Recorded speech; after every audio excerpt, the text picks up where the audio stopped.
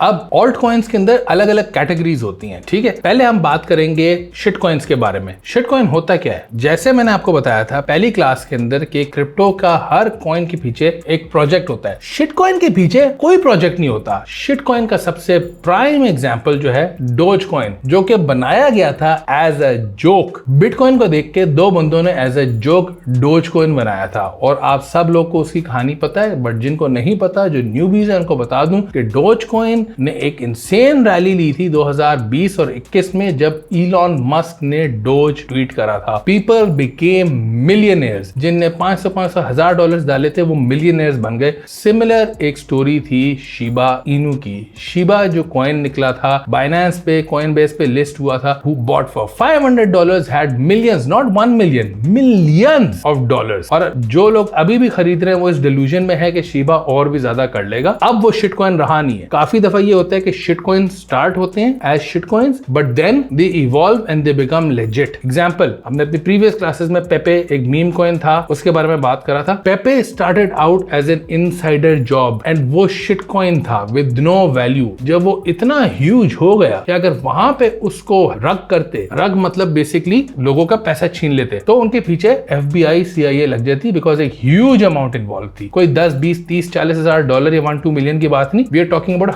Hundreds of millions by then. तो Pepe को legit जाना पड़ा। टू रिकैप, शिट कॉइन्स के पीछे कोई इंट्रिंसिक वैल्यू नहीं होती। Meme coins are always shit coins. Examples slide पे भी आपको नजर आ रहे होंगे, मैंने दो आपको उसके अलावा भी एग्जांपल्स दे दिए हैं। रिमेंबर दिस, शिट कॉइन में पैसे डालना इज ऑलवेज गैम्बलिंग। अच्छा, before we move on, know these points. Tokenomics क्या होते हैं? टोकन एंड इकोनॉमिक्स को साथ मर्ज करके टोकनॉमिक्स बनते हैं। ये हर प्रोजेक्ट, हर क्रिप्टो कॉइन के टोकन्स की जो इकोनॉमी होती है उसके बारे में बताते हैं। यूजुअली ये व्हाइट पेपर के अंदर होते हैं और उसके अंदर ये बताया जाता है ये टोकन जो है कितनी टोटल सप्लाई है इसकी, किस हिसाब से ये मार्केट में इशू करा जाएगा, किसी को पहले कोई सप्लाई मिली थी या मिलने वाली है, या इसकी सप्लाई फॉरएवर के लिए बर्न करना है या नहीं करना, इसका प्लान है या नहीं। ये होते हैं टोकनॉमिक्स और हम आगे जाके इसके और एग्जांपल्स भी देखेंगे। But you should know when I से टोकनॉमिक्स, उसका मतलब है हम टोकन्स के बारे में देखेंगे and they are very important. Tokenomics देखे बगैर आप कभी भी कोई क्रिप्टो के अंदर इन्वेस्ट नहीं करते। जैसे अगर आपने लूना के टोकनॉमिक्स देखे होते, आपको पता होता कि यार how bad the project is. Now market cap. Market cap calculate करने का बहुत सिंपल फॉर्मूला है। आप जो टोटल सप्लाई आउट है उसको हम बोलते हैं सर्कुलेटिंग सप्लाई। मतलब अभी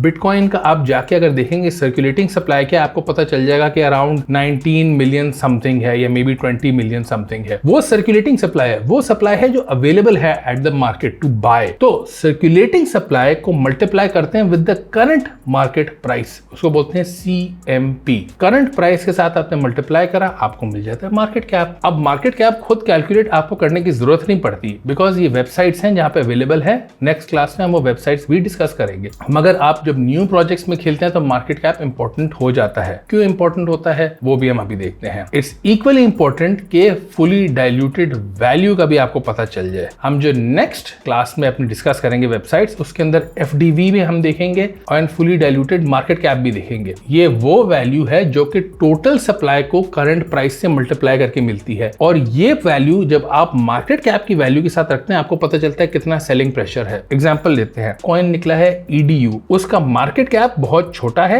उसका फुली डाइल्यूटेड मार्केट कैप बहुत ज्यादा है। मतलब आप as a long term investor अगर सोच रहे हैं कि यार मैंने EDU लेना है, what's a good price to buy it at, तो आप FDV जरूर देखेंगे कि भाई इसकी अभी सप्लाई बहुत अनलॉक होनी है, जिसका सेलिंग प्रेशर बहुत आएगा। जिसकी FDV और मार्केट कैप में कम गैप है, यानी मार्केट कैप 300 मिलियन है, FDV 400 मिलियन है ना, वो कॉइन आप आराम से ले सकते हैं, नोइंग कि इसके अंदर बहुत कम ड्रॉडाउन आ सकता है। और अगर टोकनॉमिक्स आप पढ़े और आपको पता चले कि जी जो बाकी सप्लाई जितनी बची है वो तो इशू होगी नहीं for X number of years, तो आपको पता है कि ये जो गैप आ रहा है इट्स इररेलेवेंट, इसके अंदर पैसे डाल सकते हैं। डोंट वरी, अगर ये आपको कंफ्यूजिंग लग रहा है, या हमारी अगली रिसर्च की क्लासेस जब भी होंगी इसके अंदर हम इन डेप्थ जाएंगे। बट आपको पता होना चाहिए कि what FDV is, what market cap is, what tokenomics are. Now अब bear market and bull market मैंने मेंशन करा हुआ है और आपने लोगों को भी सुना होगा। An easy way to remember it कि बेयर पंजा नीचे मारता है, बुल सींग ऊपर की तरफ लेके जाती है। तो अब bear market means the market comes down, bull market means the market goes up. अभी चल रही है बेयर मार्केट सिंस 2021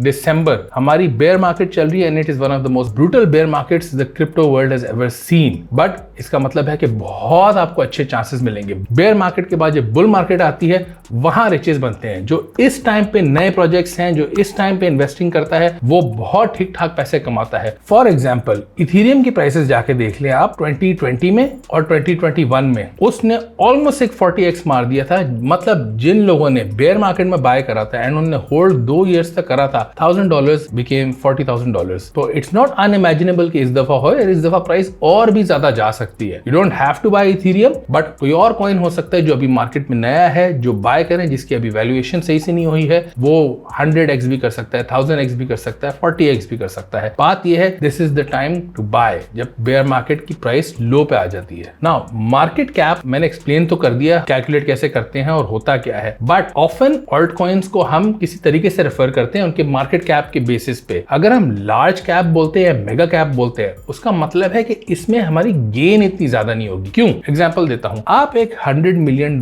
की मार्केट कैप का कॉइन लेते हैं और आप कहते हैं कि यार ये कॉइन अभी बेयर मार्केट में ले रहा और $100 मिलियन का है। जब बुल मार्केट आएगी और ये $1 बिलियन का चला जाएगा, $1 बिलियन का मतलब आपकी इन्वेस्टमेंट 10 टाइम्स मल्टीप्लाई हो गई है। और बुल मार्केट में वैल्यूएशन 1 बिलियन तो ऐसे आती है, यूजुअली वो मल्टीपल बिलियंस में जाती है। तो अगर वो 1 से 2 बिलियन हो गई मतलब आपने 20x कर लिया, 3 बिलियन 30x कर लिया। एंड अगर आपने उससे भी पहले लिया, लेट्स से आपने 20 मिलियन या 10 मिलियन की वैल्यूएशन पे लिया है, तो जब वो 100 मिलियन पे जाएगा दैट्स 10x, 1 बिलियन पे गया 100x, 2 बिलियन पे गया 200x। ऐसा हो चुका है। मैटेक इज एन एग्जांपल, और भी बहुत सारे एग्जांपल्स हैं। Large caps and mega caps valuation more than 10 billion and उन पे पैसे आप रखते हैं as a hedge, safety purposes के लिए, एंड आपके पास बहुत ज्यादा अमाउंट होती है तो आप इन पे खेलते हैं कि आपको पता है कि इसमें ज्यादा ड्रॉप डाउन नहीं आ सकता ड्यूरिंग अ बुल मार्केट। फिर आते हैं मिड एंड मीडियम कैप्स, ये 10 से 1 बिलियन डॉलर्स के बीच में, ये भी सेफ प्लेस होते हैं। You can make money of it but you can't make wealth from it. Wealth बनता है स्मॉल लो कैप्स पे, जैसे मैंने आपको $100 मिलियन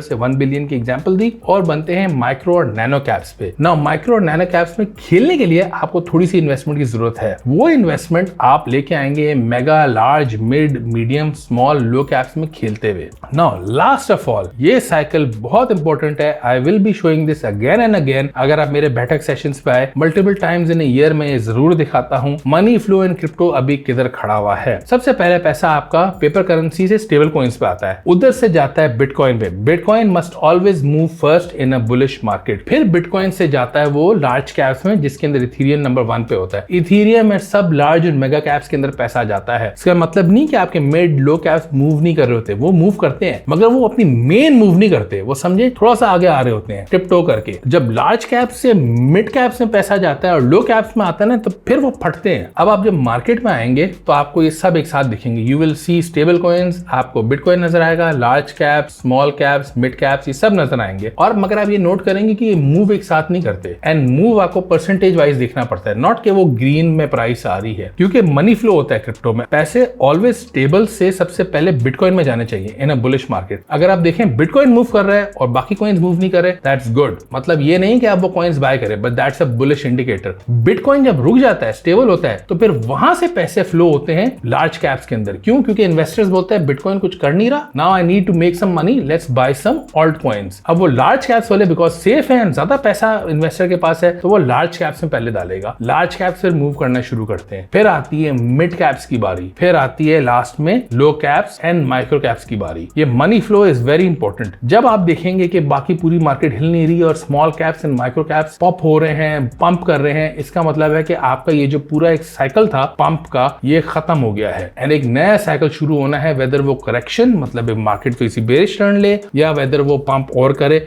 वो साइकिल एक वापस शुरू होना है। That's it for this class. Next class में हम टर्मिनोलॉजीज के बारे में पढ़ेंगे।